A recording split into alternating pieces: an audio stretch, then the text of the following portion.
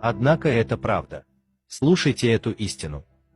Странно, что 500 рублей становится ничтожной суммой, если мы идем в супермаркет, и суммой огромной, если мы отдаем их в мечеть. 1 час в мечети – это очень долго, а 1 час на вечеринке – совсем быстро. Мы стараемся занять передний ряд на концерте и задний – в мечети. Мы верим интернету, но сомневаемся в Коране. Шутки в сетях распространяются как огонь, но получив слова о Всевышнем, мы не пересылаем их никому.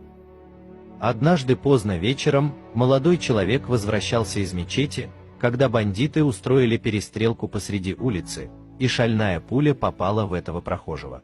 Люди подумали, что он убит, но пуля угодила в Коран, которую он нес под курткой. Он открыл пробитый Коран. Пуля застряла на суре Аятуль Курси. Почему мы дремлем на утренней молитве, но бодры на 3-часовом фильме? Почему количество прихожан мечетей уменьшается, а бары и клубы переполнены? Почему люди боготворят кумиров, а не своего создателя?